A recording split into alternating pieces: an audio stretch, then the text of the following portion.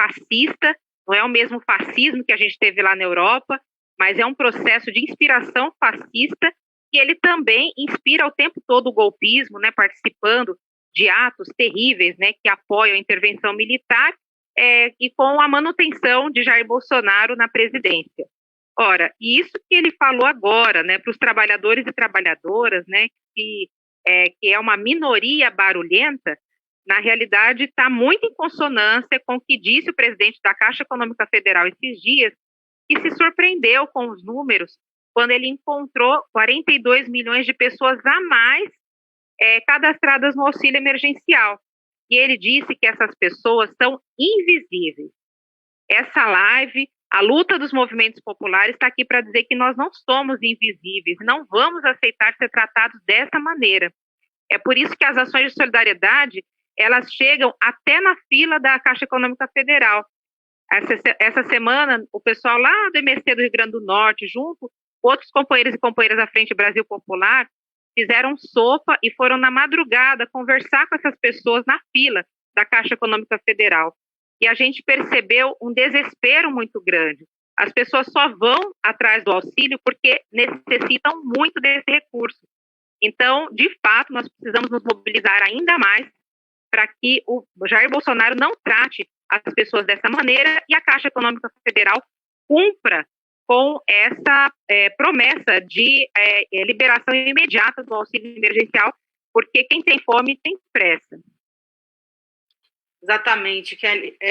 Nosso povo anda sofrendo, ou na fila do hospital para conseguir atendimento, ou dormindo amontoado na frente da Caixa Econômica Federal. Ô, Isadora, como que está aí no Nordeste? Também tem as mesmas filas, também tem esse descaso com o povo do Nordeste, que o Nordeste, inclusive, é alvo de preconceito em várias falas do presidente da República, né? Conta pra gente como que está aí. O presidente ele nunca negou o seu verdadeiro ódio ao povo, né? E com o Nordeste isso é ainda mais gritante, né? E não é por pouca coisa, né? O Nordeste é resistência. O Nordeste não elegeu o Bolsonaro, né?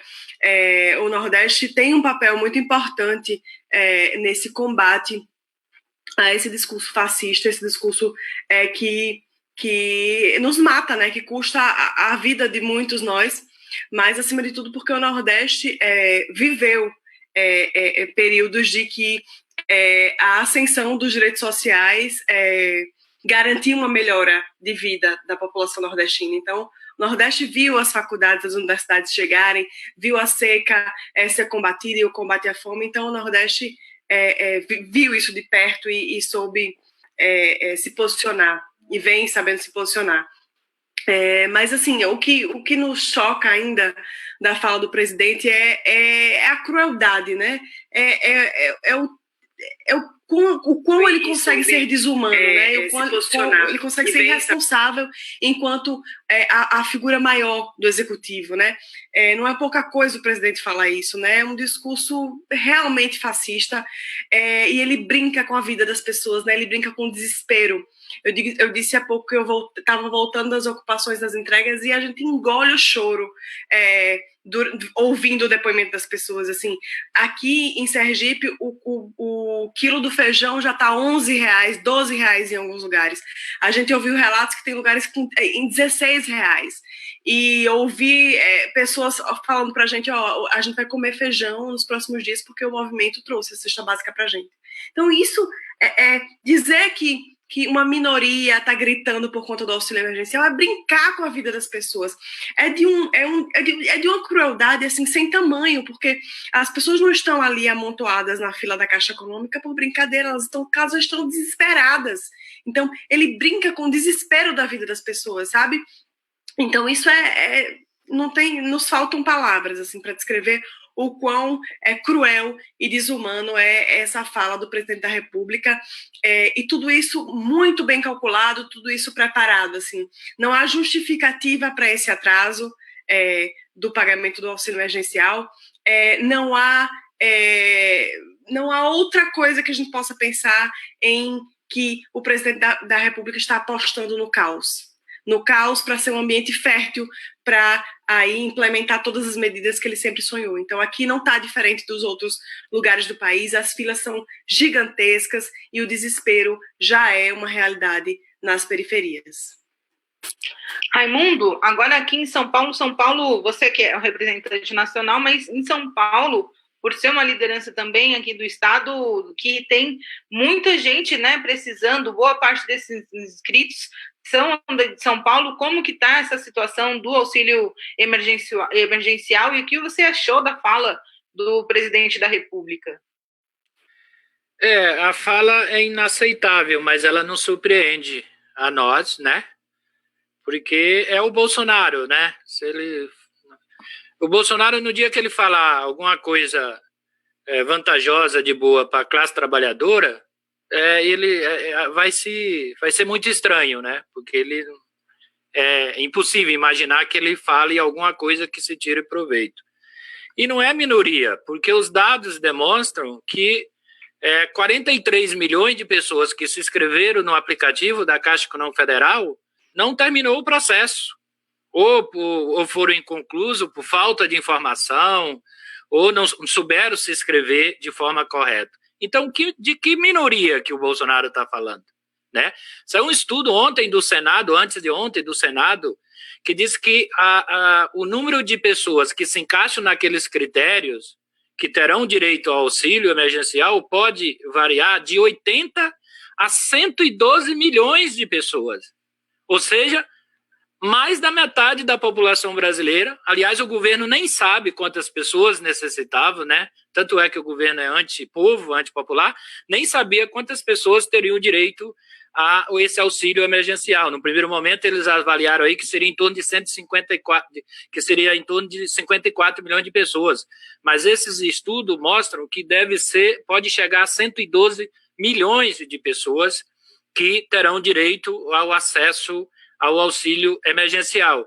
E até os dados que eu tenho, a Caixa acho que pagou 44 milhões, até os dados que eu tenho do pessoal dos bancários. Então, não é minoria que ele está falando, né? Não fosse a humilhação das pessoas a ficarem 2, 3 dias nos bancos, aqui em São Paulo não é diferente do Nordeste e de todo o país, as pessoas ficarem à noite. Eu vi gente levando marmitex, levando pão para comer nas filas da Caixa Econômica Federal, para poder ter acesso a um direito, as pessoas se humilhando, né? Isso é inaceitável. Por quê? Porque o governo federal não preparou o sistema bancário para pagar o auxílio. Ele deixou tudo nas costas da Caixa Econômica Federal. E aqui vamos fazer, sim, a defesa da Caixa Econômica Federal como um banco público importante, porque, na verdade, a Caixa poderia ser responsável de operacionalizar, fazer o processo de aplicativo, mas deveria ter colocado, como ele colocou agora, tardiamente, né? Mas antes tarde do que nunca, todo o sistema bancário para poder fazer o pagamento. Já deveríamos nós estar concluindo a segunda etapa, né, do pagamento, e ainda não resolveu a primeira. Então não é minoria. Minoria são os banqueiros que o governo ajuda. Minoria são aqueles banqueiros que ontem ele pegou lá uma meia dúzia de empresário, de lobista, e tentou invadir o Supremo Tribunal Federal. Essa é a minoria no nosso país que leva os nossos recursos e que mesmo no período de pandemia o governo segue agindo para favorecer o grande capital, os grandes grupos econômicos do nosso país. É por isso que nós estamos colando a nossa campanha de solidariedade, vamos precisar de todo mundo, e todas as outras campanhas nossas dos movimentos aqui, colado nessa luta política, por direito, por democracia, por água, né? Nós temos em Salvador, para dar um exemplo, nós temos 14 pontos de solidariedade lá na cidade de Salvador, que foram construídos do dia 1º para cá, né, naquela ação de solidariedade, que além de estarem recebendo doações de cesta básica, de produtos de higiene e limpeza, estão também oferecendo nesses 14 pontos auxílio, explicação para as pessoas terem acesso ao auxílio emergencial. Infelizmente, era uma coisa que o governo deveria estar colocando as suas repartições públicas, fazendo campanha de esclarecimento nos meios de comunicação para ajudar a facilitar a vida dessas pessoas. Esse é o governo Bolsonaro que não dá mais para a gente aceitar e conviver. Por isso, nós estamos na campanha fora Bolsonaro, fora Mourão, por um novo governo democrático popular que possa restabelecer a democracia em nosso país, voltar a ter emprego, inclusão social e direitos para a classe trabalhadora.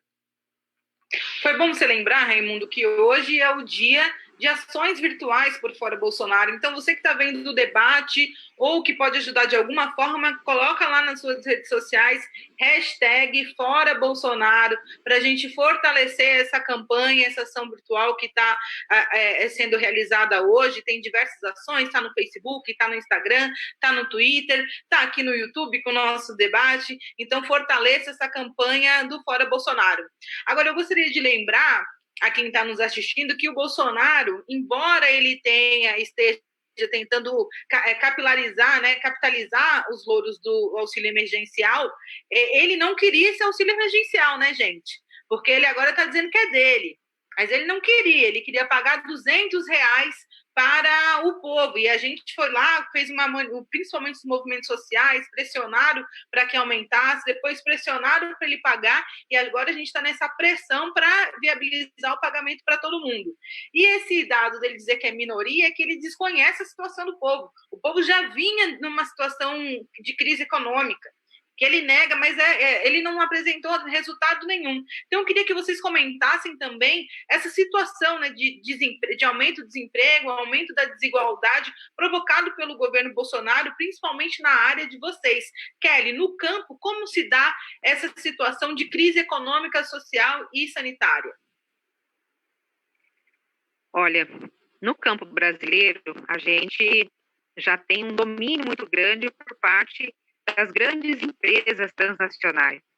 É o que a gente chama do agronegócio e também das grandes empresas da mineração.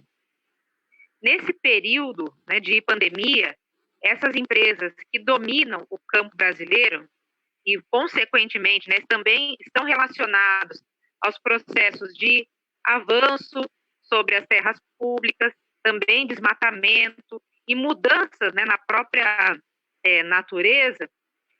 Este modelo do agronegócio da mineração, que agora, né, no período da pandemia, não parou, e muito pelo contrário, né, está com, inclusive, um avanço, né, nos seus lucros, especialmente na questão da mineração, e com vários infectados já, como denuncia o MAN, né, o movimento que luta pela soberania alimentar e mineral no nosso país. E no campo brasileiro, a gente percebe um processo muito grande de destruição da natureza. Se a gente for parar para analisar e ver os estudos, a gente vai perceber que a própria Covid-19, essa pandemia, ela tem origem com a diminuição das florestas tropicais, com a mudança nos ecossistemas e também com a padronização da criação animal.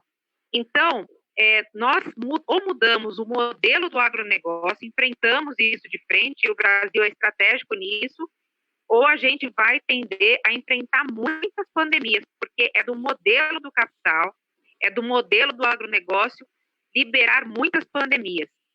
Por isso que nós temos que olhar, prestar muita atenção agora para o que está acontecendo no campo. Como disse a Isadora, o preço dos alimentos ele já está sofrendo uma especulação. No Brasil, agora, de imediato, a gente não vai sofrer tanto com abastecimento, mas a gente já começa a sofrer com a especulação sobre o preço dos alimentos. Quem conseguir acessar os R$600, dificilmente vai conseguir comprar todos os itens da cesta básica, porque há um monopólio, tanto em relação à produção, né, também dessa logística, né, da cadeia de produção, mas também da distribuição centralizada aí com os grandes supermercados. Por isso nós temos que fortalecer a agricultura familiar, a agricultura camponesa, a reforma agrária e tentar ao máximo, nesse período da pandemia, a gente fortalecer os circuitos curtos de comercialização, comprando, né, dos nossos produtos também das pessoas que produzem diretamente no campo. Isadora, aí no Nordeste a situação econômica também é grave, né? Já era grave porque ela está inserida no contexto brasileiro, é claro, mas os governadores estão tentando se alinhar no consórcio do Nordeste e promover ações também anticíclicas à crise. Queria que você contasse um pouco para a gente e também falasse como que está essa situação muito importante que você já disse sobre a alta dos alimentos, mas falasse um pouco dessa situação econômica aí do Nordeste. Então, o Consórcio Nordeste tem tido um papel fundamental para evitar a disseminação do corona, e tem feito um papel importante de enfrentamento a esse discurso e essa ação e omissão do presidente da República, né? Então, o consórcio, desde o primeiro momento, tentou adotar medidas para lutar contra essa maré, embora que a gente sabe que em alguns estados houve alguns equívocos. Sergipe foi um deles, tentou-se a reabertura aqui parcial do comércio, mas no segundo dia viu-se que seria algo desastroso e o governador já voltou atrás e, enfim, de fato o Nordeste tem tido um papel muito importante e diferenciado, desalinhado a essa política do presidente da República, né? Mas como uma pandemia, né, que é destrutiva e foi destrutiva no mundo inteiro, o Nordeste não está livre desse cenário, né? E acho que é muito importante a gente pensar no que a Kelly disse, assim, que a pandemia ela é fruto do caos que a gente estava vivendo, um caos de desigualdade, um caos econômico, um caos de devastação ambiental. Então, tudo isso vai gerar uma série de pandemias, né? Seja ela de que ordem for, isso é fruto do descontrole e da desigualdade que a gente estava caminhando para um aprofundamento cada vez maior. E, sem dúvida, a gente precisava dar um freio nisso, a gente precisa dar um freio nisso. E esse futuro, né, do que vai ser tá aberto para a gente, né? Porque a gente está passando por uma crise de saúde muito grande nesse momento, vamos enfrentar dias mais difíceis, isso é inevitável, essa curva de contaminação e de número de mortes, ela está ascendendo no Brasil inteiro, então a gente vai enfrentar dias piores, mas a gente já sabe que essa crise de saúde sanitária ela é passageira, então ela vai crescer, ela vai chegar num pico, ela vai estabilizar e depois ela vai passar. A questão é que, após isso, vamos viver uma crise econômica talvez sem precedente na história, né? Já há estudos que dizem que vai ser a maior crise dos últimos 300 anos. Então, a gente precisa pensar que modelo de mundo a gente quer a partir de agora, né? O campo está aberto para a gente discutir isso. A gente precisa pensar, sim, um novo padrão energético, uma nova forma de se alimentar. A gente vai querer continuar comendo comida com veneno, né? A gente vai querer esse ciclo de produção de alimentos. A gente precisa, de fato, repensar um novo mundo, e isso passa por um mundo menos desigual, né? Tá tudo interligado, tá tudo no mesmo caminho, assim. Então, acho que é importante essa atuação diferenciada no Nordeste, mas a gente precisa ir mais a fundo em tudo isso, né? Porque tudo isso é fruto dessa sociedade neoliberal que nos prometeu vidas melhores, né? Que íamos ter acesso ao trabalho, que ia ter acesso ao consumo, a uma vida de qualidade. E o que o neoliberalismo trouxe para a gente nos últimos 40 anos? Miséria, retirada de direito, né? Transformar tudo que é essencial em mercadoria. A saúde é mercadoria, a moradia é mercadoria, a educação é mercadoria. Então, o neoliberalismo nos prometeu uma coisa e não entregou retirada de direito, entregou mais desigualdade. Então, é tempo da gente repensar essa sociedade, né? Essa sociedade que inclusive se aproveita do caos social para adotar novas medidas de austeridade, e isso o Guedes já falou, né, nas lives que ele faz com o pessoal dos investimentos, das bolsas de valores. Ele chegou a falar isso, que após após o controle da pandemia no sentido da saúde, vamos passar por uma crise econômica, isso vai exigir um novo ciclo de austeridade. Então, o plano do governo Bolsonaro e o plano dos neoliberais é aprofundar a retirada de direitos para pagar a conta da crise. Então, a gente que já está sofrendo vai pagar novamente a conta da crise. Então, assim, é tempo da gente repensar esse modo de vida e a gente precisa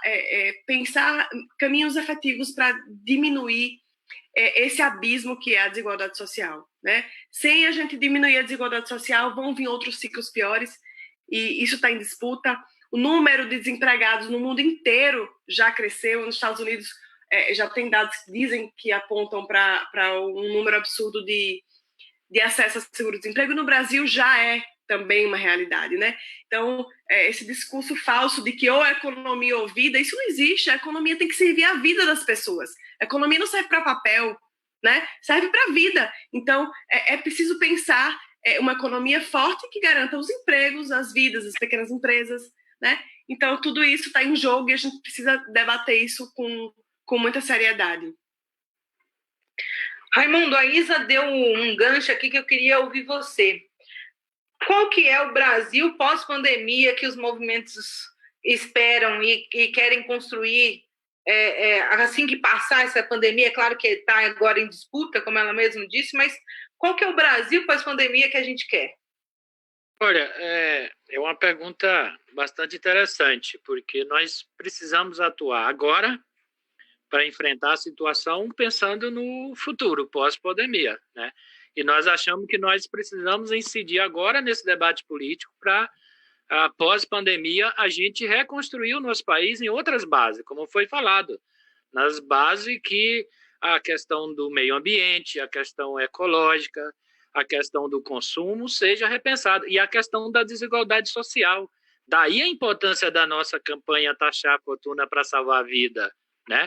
Que hoje foi feita uma bela atividade pelas duas frentes, porque não é possível, é inaceitável conviver com tamanha desigualdade social, com tamanha miséria. E é uma coisa que parece que estava natural, não é verdade? A gente estava denunciando já os movimentos sociais, os partidos de esquerda, Campo Democrático Popular, já estava denunciando que pós 2016, após o golpe, já vinha a miséria, a desigualdade social, a fome, a miséria vinha aumentando de forma muito forte, né? A retirada de direito. Veja, os caras estavam destruindo o SUS, o Sistema Único de Saúde, que agora é o que está conseguindo evitar uma tragédia maior no nosso país. O mundo inteiro olha para o Brasil e fala: o Brasil só não está pior porque tem um Sistema Único de Saúde, porque se não tivesse o Sistema Único de Saúde, as pessoas já não estão fazendo os testes necessários. As pessoas pobres já não estão tendo acesso ao sistema de saúde. Mesmo com o SUS, imagine isso sem o SUS. E eles estavam desmantelando o SUS. Então, a gente pensa que a sociedade brasileira, o povo, tenha conosco, nós que já vimos fazendo esse debate, né, que acordem para a gente, de fato, a gente construir um país em outras bases. Não é possível. Tem 6 brasileiros no Brasil que têm a renda de metade da população brasileira, gente. Não é possível. As favelas, as periferias nossas não têm condições de enfrentar o coronavírus porque é precárias as condições de moradia. Nós temos no Brasil quase 15 milhões de pessoas que moram em favela e em espaços subnormais. A Fundação Getúlio Vargas fez o último estudo de 2019 e mostra que nós temos 7,7 milhões de pessoas sem moradia, afora as pessoas que estão morando em situação de rua, né? 91% do déficit habitacional do nosso país é de até 3 salários mínimos. Como é que vai pedir para as pessoas que moram 4, 5 pessoas, até 8 num barraco, numa favela, nos cortiços, né, nas grandes cidades, cidade média, para se cuidar do coronavírus? Então, a gente espera que seja um país onde possa refletir e reconstruir. O lucro não pode continuar acima da vida. Não é possível, como eu falei, no Brasil, as 6 pessoas que têm a mesma renda de 105 brasileiros. Em São Paulo, ontem, a Frente Brasil Popular de São Paulo e a Povo Sem Medo, a Frente Brasil Popular de São Paulo fez um debate que o Márcio Postman mostrou que no estado de São Paulo, onde nós temos 42 milhões de pessoas, 58 pessoas têm a renda, têm a mesma riqueza do que 62% da população de São Paulo. É inaceitável, é inadmissível. Então, nós precisamos agora praticar nossa solidariedade e, ao mesmo tempo, ir fazendo esse processo de reflexão, porque não é possível, e vai ser uma disputa, porque com toda essa situação de desigualdade, com toda essa questão de desemprego, veja que o 1,2 trilhão de reais que o governo Bolsonaro colocou à disposição das empresas é para as empresas que têm um faturamento anual de até acima de 300 mil reais. A grande parte das empresas nossas, pequenas e médias empresas, que é que garante o emprego, estão excluídos do acesso a esses recursos que colocou lá o 1,2 trilhão de reais para a disposição da empresa. Para enfrentar a pandemia, a Inglaterra está investindo 17% do seu PIB, a Alemanha 12%, os Estados Unidos 11%, a Espanha 10%, o Brasil está investindo 2,7%, pode chegar a 4,7% com essas medidas de socorro aos estados e os municípios aprovadas agora para o Senado, mas antes disso, desses 2,7% do PIB que estava investindo, 85% tem um levantamento que estava indo para o andar de cima. Quem precisa de recurso é a pequena, é a média empresa, é recurso para renda, para aumentar o auxílio emergencial, que é insuficiente, pelos dados que a gente mostrou aqui, muito mais pessoas, para investir a saúde. No Brasil está se abrindo mais cova do que leitos.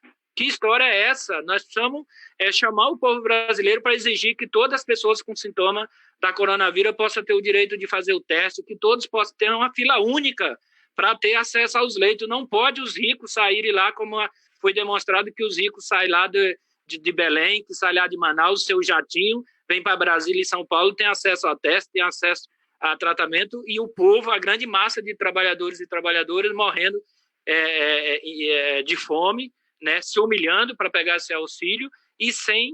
Eu tenho várias pessoas que têm ligado, escuta, eu fui no posto de saúde, estou com sintoma, estou com febre, mas não fizeram o teste. E aí a gente fica falando, não, tem que insistir. Então, é uma desigualdade social inaceitável, né? Não pode se, estava praticamente naturalizada essa desigualdade social, e essas forças que hoje estão no governo, antidemocrática, antipopular, né, antinacional, estavam fazendo um processo de destruição do Estado brasileiro, com esse discurso que a Kelly falou e a Isadora falou, e nós vamos reverter essa situação, né? Cadê aqueles movimentos revoltados online, MLB, nas ruas, que os neoliberais que estavam indo junto com o Guedes, junto com o Congresso Nacional, defendendo a reforma? Cadê? O que eles têm para falar agora? O que eles têm para dizer agora?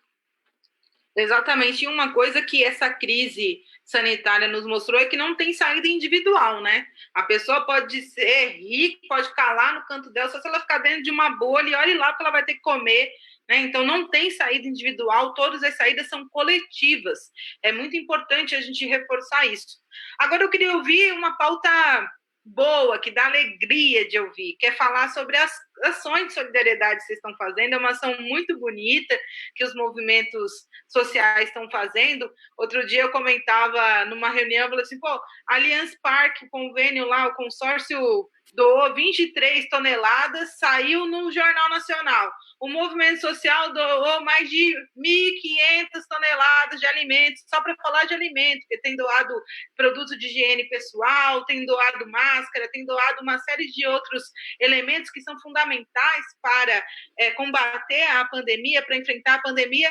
Então, com essa pauta aqui, a gente fala até com um sorriso largo no rosto. Contem para a gente o que está acontecendo, o que vocês estão fazendo e quem que são essas pessoas, né, que estão recebendo ajuda e que mais precisam de ajuda, porque o debate também virou tão numérico que a gente esquece de qualificar quem são essas pessoas que estão precisando de ajuda, a cara dessas pessoas, né, onde elas estão. Conta pra gente, Kelly, o que o MST está fazendo de ação de solidariedade, quem está ajudando o MST, dá aqui todas as notícias pra gente.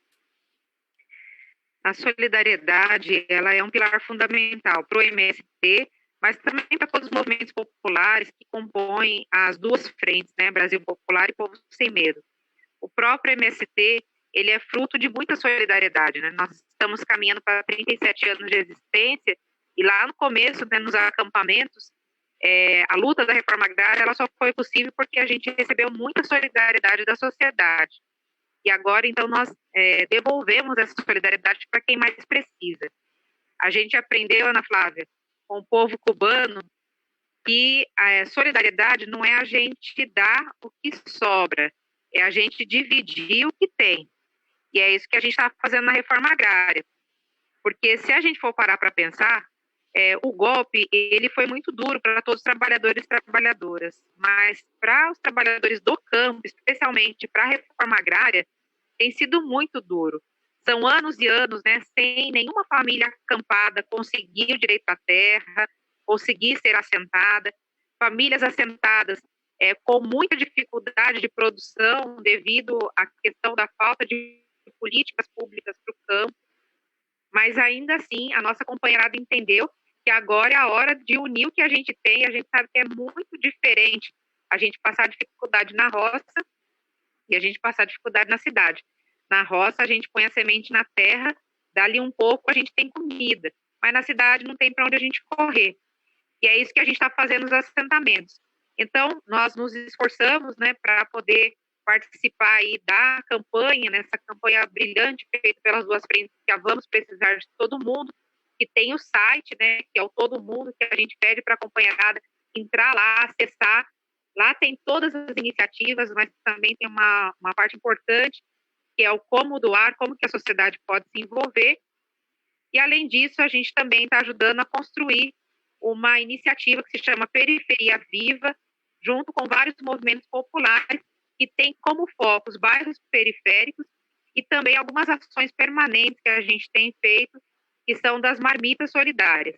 Então, tanto a gente arrecada os alimentos no campo, arrecada na sociedade e distribui em forma de cestas, em forma de doação desses alimentos, mas também a gente está fazendo marmitas, que é o preparo das refeições, entregando para moradores e moradoras de rua. E, como é o caso aqui em São Paulo, a gente está atendendo a população de imigrantes, que são pessoas, trabalhadores e trabalhadoras, que estavam em trabalhos precários em São Paulo e, logo na primeira semana de pandemia, foram botadas no olho da rua, sem direito a nada, e muitas vezes estavam em situação até análoga à escravidão. Esses trabalhadores, eles são de um prédio ocupado, esses que a gente atende são de várias nacionalidades, né, do continente africano, e nós estamos, então, fazendo essa troca muito importante de cultura, de conhecimento para essa companheirada, entregando as refeições para eles. As marmitas solidárias, elas estão no estado do Pernambuco, também no Maranhão, em Minas Gerais e em São Paulo. E com essas ações, né, a gente já está chegando aí na casa de 600 toneladas de alimento, mas a gente também fala que o mais importante não é a quantidade, é o gesto, a simbologia, e também com doação, né, de álcool em gel, que é feito em algumas destilarias do movimento, que são adaptadas, né, para a gente poder fazer essa distribuição. Também máscaras de proteção, que várias companheiras e companheiros estão produzindo, que a gente também está distribuindo, e também parte dos nossos produtos agroindustrializados, né, que é o caso do leite, que está indo para também hospitais, Santa Casa, né, pelo país, e também o arroz orgânico, né, a gente tem aí a felicidade de ter o MST como o maior produtor de arroz agroecológico da América Latina, e felizmente a nossa companheirada das cooperativas do arroz também está sendo bastante solidária e está ajudando com que esse arroz chegue nas periferias. Só que na periferia está acontecendo um encontro que é um encontro dramático, que é o encontro da comida que vem da roça, a comida que vem da solidariedade com as panelas vazias. E, de fato, isso nos coloca uma urgência muito grande, né? O que a gente faz é muito importante, mas ainda é muito pouco. Por isso que a nossa ação de solidariedade, ela é uma ação também de denúncia, porque o Estado, ele tem que atuar com políticas públicas, não somente atendendo a população da cidade, mas também fortalecendo o campo, para que o campo tenha mais condições de poder praticar essa solidariedade.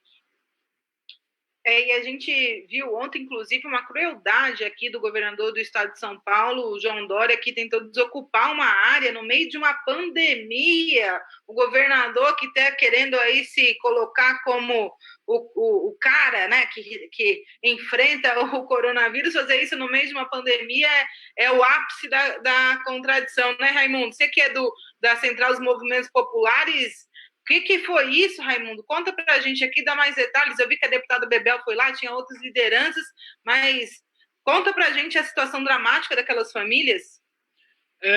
Essas coisas inaceitáveis, são cenas que a gente parece um pesadelo, né? E hoje eu conversei ontem com a deputada Bebel, nós atuamos, o nosso companheiro Dito, que é advogado, que acompanha muito. Raimundo, está cortando.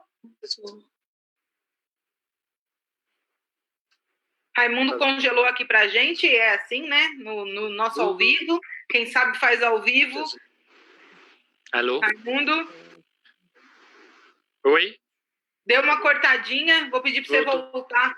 Tá. Você falou com a Bebel e com o Dito, e aí? E então eu disse, é inaceitável. São cenas que a gente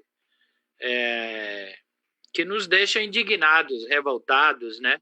Porque em plena uma das coisas que nós fizemos logo no início da pandemia, as entidades do Movimento Popular Urbano, várias, todos eles se posicionaram, o MTST também se posicionou, mas a CONAN, a CMP, a União dos Movimentos de Moradia, o MLB, todas as entidades do Movimento Popular Urbano exigiram, nós inclusive protocolamos isso no Senado, na Câmara dos Deputados, uma proposta, um documento com 18 propostas. Uma das propostas era suspender, durante o período de calamidade, qualquer reintegração de posse, qualquer ato de despejo no campo e na cidade. Porque é isso que os governos deveriam tomar como medida. E aqui em São Paulo, mas também em outros estados, recorrentemente a gente vê essas situações de tentativa. Lá em Ribeirão Preto também tentaram fazer uma reintegração de posse lá na área urbana. Essa cena lá de ontem, né, de tentativa de reintegração de posse, de forma violenta, covarde, não justifica, né, a reintegração de posse, nem mesmo se fosse sem violência. Então, é isso, quer dizer, essas ações nossas de solidariedade, por exemplo, Ana, nós, Isadora e Kelly, assim, nós estamos com balança da campanha, nós temos uma campanha Vamos Precisar de Todo Mundo, que é um grande guarda-chuva que tem como objetivo estimular as outras campanhas, a campanha específica do MTST, a campanha do MST, do MTD, do Levante, da UNE, né? Então, nós temos essa grande campanha, né, que nós chamamos de Ação de Solidariedade ao Povo Brasileiro, Vamos Precisar de Todo Mundo, que foi lançada no dia 7 de abril, mas também foi relançada no 1º de maio, né, com o apoio das centrais sindicais. E nós, no balanço do 1º de maio, nós já estamos com 274 pontos de solidariedade, mais de 1.500 toneladas de alimentos que você falou que foram distribuídos, mas também colado, né, e nós, enquanto Central de Movimentos Populares, União de Movimentos de Moradia, estamos coordenando, lançamos uma campanha no dia 2 de abril, que chama-se Movimentos contra a Covid-19, que tem o objetivo exatamente de cadastrar os pontos para receber doação de cesta básica e de outros produtos de higiene e limpeza e fazer o processo de distribuição. Essa campanha nossa é casada com a campanha Vamos Precisar de Todo Mundo. Nós temos 84 pontos cadastrados no nosso site, Movimentos contra a Covid-19, e todos os pontos que nós cadastramos no nosso site, a gente cadastra também na campanha Vamos Precisar de Todo Mundo. Essa nossa campanha está espalhada por todos os estados do Brasil. Nós já, então, portanto, estamos com 84 pontos. Nós já distribuímos 57.550 toneladas de alimentos, 57.550 cestas, o que corresponde mais de 1.000 toneladas de alimentos. Agora, Ana, tem muita experiência prática, muito interessante, por exemplo, tem pessoas fazendo máscara de forma voluntária, né, para distribuir para as pessoas mais idosas, mas também na periferia de São Paulo, aqui no Grajaú, por exemplo, nós temos um exemplo das pessoas que estão produzindo essas máscaras, que elas também distribuem para os agentes de saúde do posto de saúde, que a prefeitura sequer consegue oferecer um produto o IPI, né, o produto de proteção individual para os trabalhadores da área da saúde. Nós temos também cozinhas comunitárias, pessoas estão produzindo cozinha comunitária. No centro de São Paulo foi transformada uma ocupação que o GG coordena numa experiência de cozinha comunitária, onde está produzindo marmitex, distribuindo para as pessoas em situação de rua. Em Uberlândia, Ipatinga, lá em Minas Gerais, cada uma dessas cidades estão com experiência de cozinha comunitária. Uberlândia está distribuindo 600 marmitex por dia, de forma voluntária, de forma militante, para as favelas ali da região de Uberlândia e também população em situação de rua. Nós temos pessoas que estão fazendo produção de sabão líquido, né? Porque sabão é um dos ingredientes que as pessoas precisam para se cuidar, né? Então, tem muita experiência importante, que não é só a distribuição da cesta básica, distribuir por distribuir. Nós, por exemplo, na cidade de São Paulo, na CMP, na semana passada, a gente fez uma luta no bairro aqui, no Sapupema, em São Mateus, que estava faltando água. A gente teve que fazer uma luta colado na solidariedade para levar a luta lá para esse bairro. Então, é luta por água, é luta para não ter despejo, né? Nós estamos, junto com a distribuição de cesta básica, também nós estamos, o ONDA, que é aquele observatório lá da água, né, que o pessoal que trabalha muito na área de saneamento fez, nós estamos distribuindo cartilhas sobre a importância da água e do saneamento básico, porque nós precisamos levar a solidariedade, praticar a solidariedade, mas também nós precisamos levar muita informação para essas pessoas. E você falou, quem é que está fazendo essa solidariedade? São jovens que estão lá coordenando esses pontos, lá na periferia, são lideranças comunitárias, principalmente as mulheres, que estão na linha de frente, né, tomando todos os devidos cuidados. Então, é uma coisa extraordinária, enquanto você vê, né, o Estado, principalmente o governo federal, se eximindo da sua responsabilidade, lutando contra o isolamento, porque ele tem uma narrativa que vai ter muito desemprego, vai ter miséria e vai ter fome, lá na frente ele vai dizer, olha, tá vendo, eu falei, eu era contra o isolamento. São os governadores, são os prefeitos, essa turma que estava defendendo o isolamento é o que provocou o desemprego, a fome e a miséria. Então, ele age de forma irresponsável, de forma calculada, porque ele sabe que terá uma crise política, terá uma crise econômica e social pós-pandemia, e ele quer se eximir dessa responsabilidade. Por isso, ele fica a todo momento tentando criar essa narrativa de que o isolamento não vai resolver, que todo mundo se contaminar, e agora essa história absurda de S versus CNPJ e CPF, né? Numa comparação absurda, lamentável, isso é um crime, né? De ficar discutindo o que é mais importante, se é fechar um CNPJ ou fechar um CPF, ou seja, fechar uma empresa morrer ou uma pessoa, como se a empresa fosse melhor, mais importante do que a pessoa. É lamentável, mas eu acredito muito que essa solidariedade de classe que os movimentos populares que compõem as duas frentes, Brasil Popular e Povo Sem Medo, estão fazendo de forma específica, cada um nas suas campanhas. Nós já estamos atingindo milhares de pessoas na periferia e a gente vê o quão é desigual a sociedade brasileira, né? Enquanto alguns têm muitos, né? Poucos têm muito dinheiro e muitas pessoas não têm sequer. Mais de 80% da população que mora em favela, são quase 15 milhões de pessoas que moram em favela, não tem um centavo de poupança, não consegue ficar uma semana, Ana, sem trabalhar, não tem recurso para segurar uma semana em casa, sem necessidade de fazer o seu trabalho. Então, 39% das diaristas foram dispensadas pelos seus empregadores, pelas suas patroas, sem receber um centavo. Como é que vai viver? Sem renda, não chega o auxílio emergencial e não tem salário. E o governo que deveria apoiar as pequenas e as médias empresas, né, o pequeno negócio, e também essas formas, por exemplo, tem uma proposta de que o governo pagasse os cuidadores, né, que cuidam de pessoas idosas, principalmente de pessoas de baixa renda. Não saem essas propostas, né? E mesmo os governos, exceto os governos do Nordeste, os governos progressistas que, além do isolamento, têm tomado outras medidas, aqui em São Paulo, por exemplo, o que o Dória fez, a única medida dele é decretar um isolamento social. Não tem mais medida de ajudar com renda, com apoio, né, a essas famílias. E o sistema de saúde, né? Cadê os leitos? Como eu falei, se abre mais covas no Brasil do que leitos, né, para atender a população.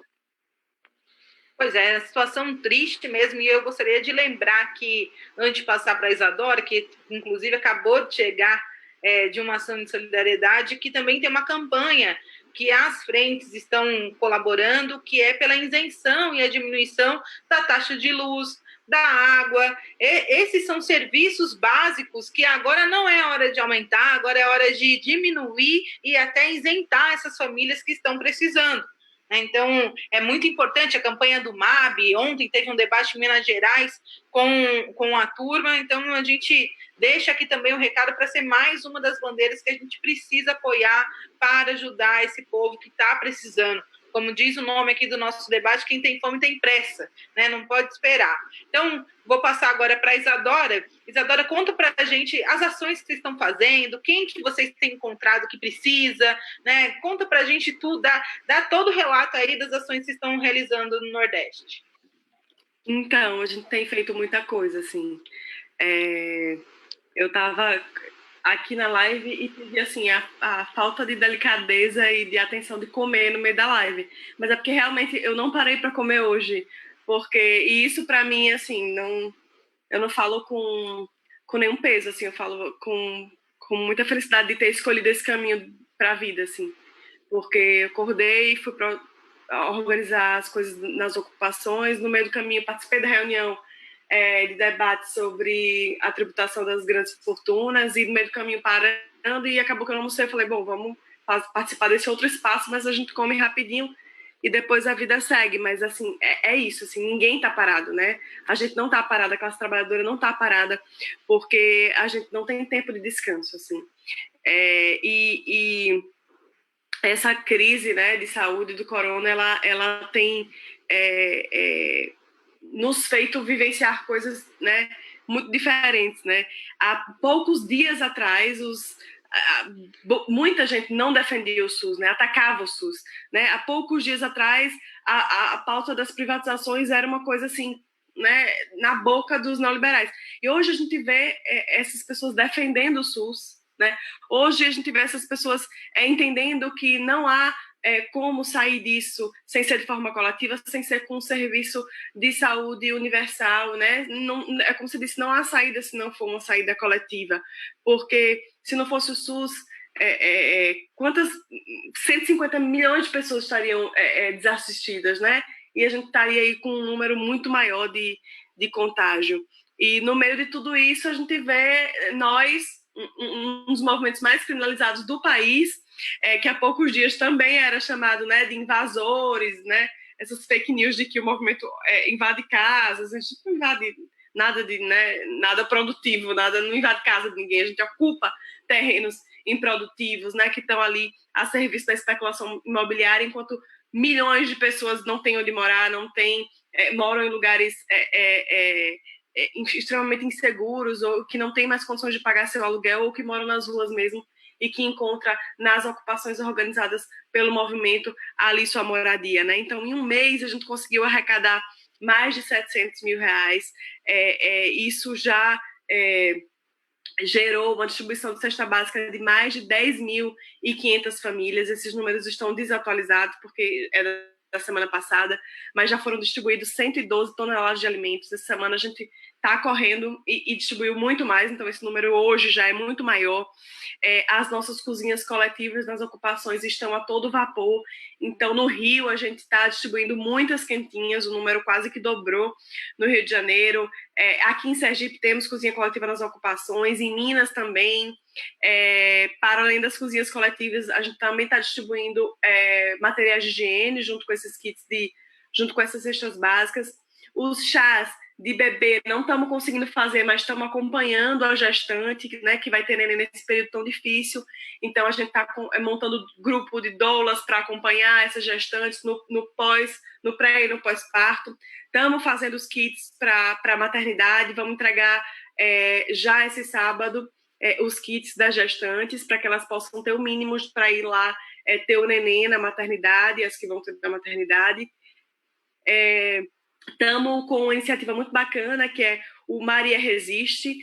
Acho que tem em São Paulo e em Pernambuco, mas a gente está com a ideia de nacionalizar isso, que é um canal de apoio às mulheres que estão sofrendo violência doméstica nesse período. Então, é um número que as pessoas podem ligar e encontrar todo o amparo, né, de todas as formas, encaminhar para uma melhor solução, para livrar aquela mulher dessa violência que tem crescido absurdamente durante o período de pandemia. A Brigada de Saúde também está com um número disponível para acompanhar todas as pessoas que precisam de orientação, né? Está com sintoma, é o momento ou não de ir para a urgência, é o momento ou não de procurar um posto de saúde. Então, essa Brigada de Saúde com médicos, enfermeiras, enfim, psicólogos que voluntariamente ajudam as pessoas. Tem o SOS Corona, que acompanha pessoas que estão sofrendo despejo nesse momento. Por incrível que pareça, tem sim despejos acontecendo, tem ocupações de sem-teto sofrendo reintegração de posse. Parece que é ficção, mas é verdade. Aqui em Sergipe mesmo, nós estamos com o prazo de suspensão de uma das nossas ocupações com o prazo terminando. E aí a gente pensa, como assim? O judiciário vai permitir que famílias sejam despejadas nesse momento, né? Mas isso é sim uma realidade. Então a gente também está trabalhando com o corpo jurídico para amparar não só essas ocupações, mas qualquer outra pessoa que precise de uma orientação através desse SOS despejo. A atividade das cooperativas de costureiras, que tem nos ajudado a costurar as máscaras para serem distribuídas na periferia. Inclusive, aqui em Sergipe, a gente recebeu uma leva boa de tecido da Central Única dos Trabalhadores, então estamos confeccionando com as mulheres e os homens das ocupações para distribuir nas periferias. O SOS, o Motorista Solidário, que é uma iniciativa muito bacana, são pessoas que têm carro e que querem ajudar o movimento na distribuição das cestas. Então, é pessoa que talvez nunca tenha tido contato com o movimento, mas que chegou, viu que a campanha é bacana, tem um carro e eu quero ajudar na entrega. Então, assim, a gente saiu de poucos dias atrás, nessa condição de um movimento extremamente criminalizado, né?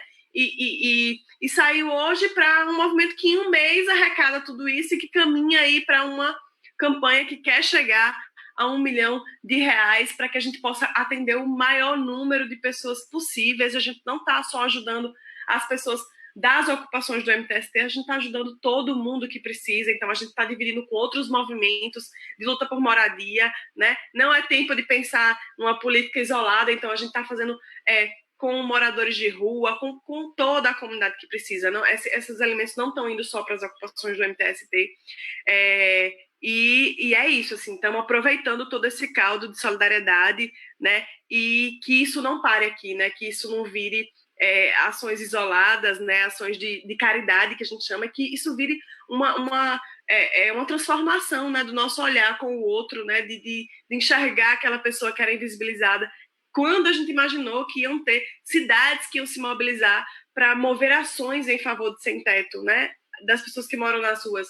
Então, a gente está aproveitando todo esse caldo para discutir isso de forma séria, de forma muito politizada, e que isso caminhe para a construção de uma sociedade menos desigual, né? Para uma sociedade, o que a gente tem chamado de uma verdadeira revolução solidária, né? Isso que a gente quer tirar desse caldo, assim, porque não basta ações isoladas, ações de cunho pontual, né? Como, por exemplo, o Bradesco doou não sei quantos milhões para a fundação. Sim, mas o que a gente vai fazer depois, né? Será que esses grandes... E tem outra coisa também, aproveitando o seu gancho aqui, essas grandes empresas estão fazendo ações pontuais de solidariedade, mas estão demitindo. Então, não vale nada. Solidariedade é também não demitir nesse período, né? Então, queria... dessas políticas a vida toda, né?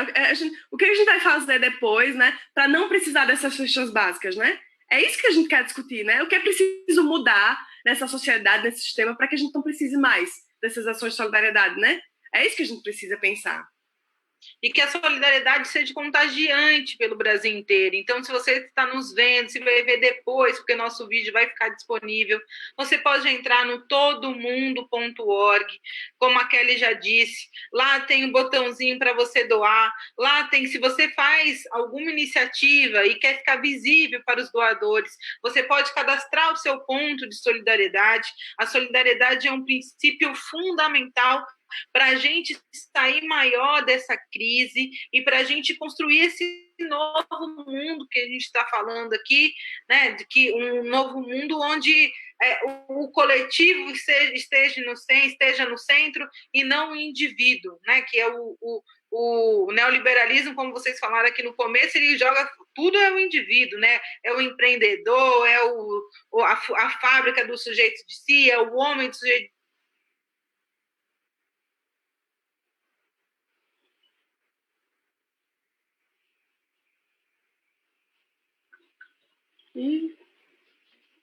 Eu acho que agora foi a Ana. Tem notícia.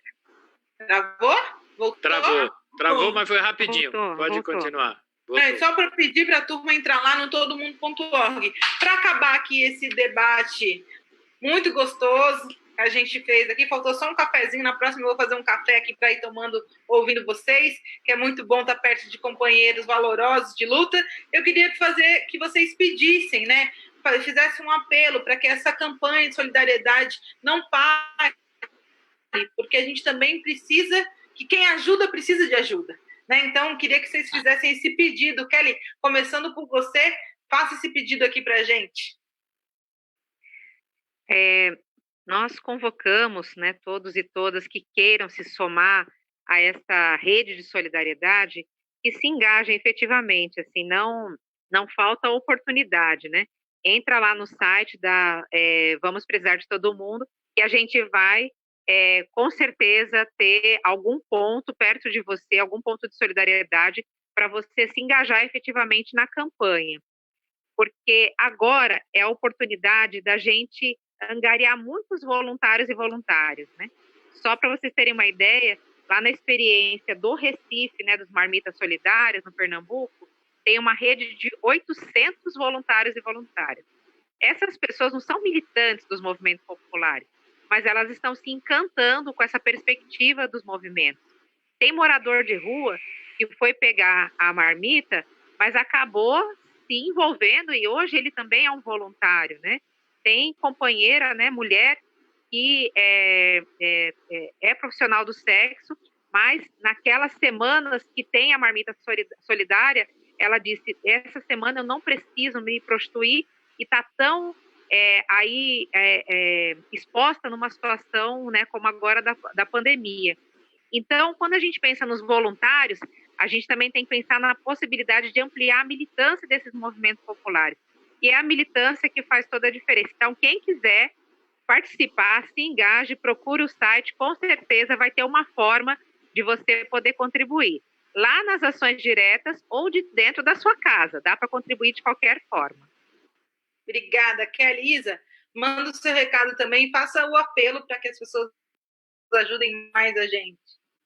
É isso, gente, assim, é tempo de solidariedade, a gente precisa ajudar quem está lá na ponta das necessidades. Se você não pode ajudar saindo de casa, você tem muita condição de ajudar dentro da sua casa, né? A gente entende que tem muita gente que realmente tem que ficar em casa e deve ficar em casa, porque a gente orienta, mas tem uma outra turma bem protegida que está nas ruas fazendo essas ações e que precisa garantir que essas pessoas possam comer, que essas pessoas possam estar protegidas com o material de higiene que está chegando. É real e assustador o valor das comidas, que aumentou de forma absurda. Então, se a gente não ajudar, essas pessoas vão passar necessidade. Isso é real, a gente está todos os dias na rua vendo isso. Então, a gente precisa muito da solidariedade, muito da ajuda de quem pode ajudar. Se você pode ajudar com um pouquinho, ajuda com um pouco. Você pode ajudar com um pouco mais, ajuda com um pouco mais. Mas a gente realmente precisa amparar essas pessoas para que a gente possa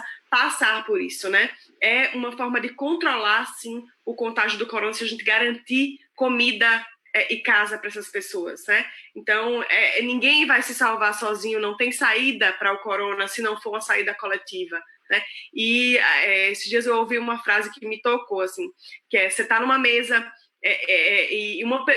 numa mesa de 11 pessoas, se uma faz uma saudação nazista, fascista, e você não levanta, temos 11 na mesa. Então, não é tempo de se omitir, né? É tempo de falar, é tempo de sentir, é tempo de fazer. A sua omissão custa vidas. Então, nos ajudem, e a gente vai passar por isso. Obrigada, meninas. O Raimundo caiu, como a gente disse aqui, quem faz ao vivo passa por essas coisas, não tem problema, a gente está finalizando. Eu queria agradecer muitíssimo quem ficou com a gente nas nossas páginas, foi transmitido pelo MTST, pelo MST, pela Frente Brasil Popular, pela Frente Povo Sem Medo, por várias páginas da nossa central de mídias, né, que fazem parte da construção da comunicação das duas frentes, e queria pedir também, na verdade, agradecer os artistas. Ana? Voltou? Não voltou? Olha, voltou, Raimundo. Então fale aí. Já que voltou, depois eu encerro aqui.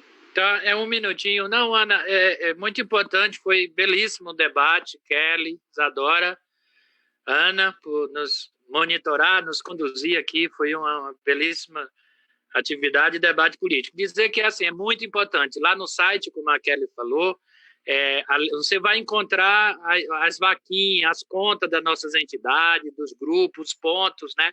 São 274 pontos espalhados pelo Brasil inteiro, e se você pode escolher lá algum dos movimentos, alguma das vaquinhas e contas bancárias para ajudar a essa campanha de solidariedade. Até no início teve um debate aí, mas o pessoal da esquerda distribuindo cesta básica, fazendo ações. Gente, o povo está com dificuldade, o povo está com necessidade, nós temos que estar junto ao povo, porque quando passar essa pandemia, nós vamos ter muita luta para a gente reconstruir esse país. O povo vai olhar para nós enquanto liderança, enquanto sujeito coletivo, vai dizer, quando nós fomos convidar essas pessoas para construir um outro país, as pessoas vão olhar que nós estávamos do lado dela no momento de mais dificuldade que ela estava passando. Então, esse debate está superado. E outra coisa, nós não confundimos solidariedade com caridade.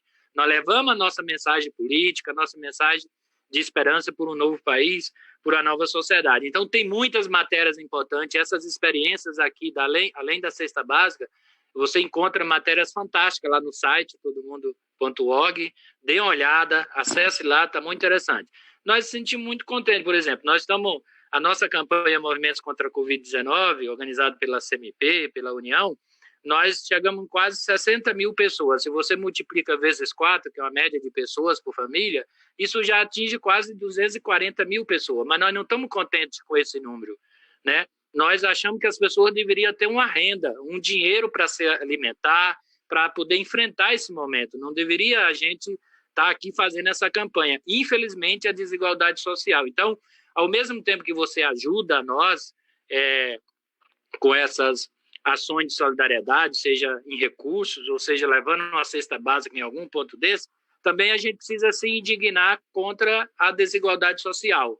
Não é a questão de ter dó, né? O tadinho está passando fome. Não, a gente tem que praticar essa solidariedade, porque é do ser humano, né? De não aceitar o outro passando fome, passando dificuldade, se você pode ajudar, mas, ao mesmo tempo, nós temos que mostrar nossa indignação com esta desigualdade social, com essa miséria, porque, a partir disso, nós vamos reunir condições, né, e vontade política para a gente mudar essa realidade, né, mudar essa realidade. E tem coisa fantástica do ponto de vista da organização. Aqui em São Paulo, nós temos uma parceria com o MAB, o Movimento Atingido por Barragem, na Zona Sul, Grajaú, que é uma organização por rua. Cada 10 pessoas tá lá se reunindo, o grupo organizado, né, para a gente também deixar um saldo organizativo, mesmo com limitação de isolamento social. Então, solidariedade, organização e luta por direitos.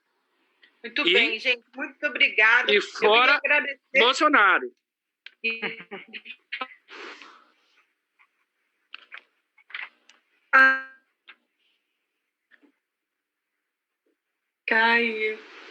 Caiu, Ana.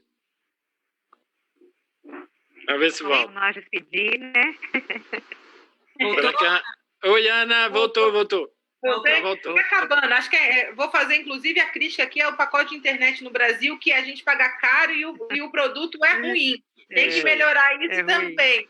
Né? Gente, muito obrigada. Um beijo para vocês. A gente se encontra nos frontes das lives, das reuniões online, e pedir para que hoje todo mundo coloque um pano preto em sua janela para a gente transformar o luto de milhares de mortos pela Covid-19 em luta, e no Fora Bolsonaro não dá mais, chega, é em defesa da vida que esse presidente precisa sair. Obrigadão, gente. Fora Bolsonaro. Beijo, Kelly. Fora beijo, Bolsonaro. Beijo, Ana. Se cuidem. Valeu, Isadora, Kelly, Ana. Tchau, tchau. Tchau, tchau. Tchau.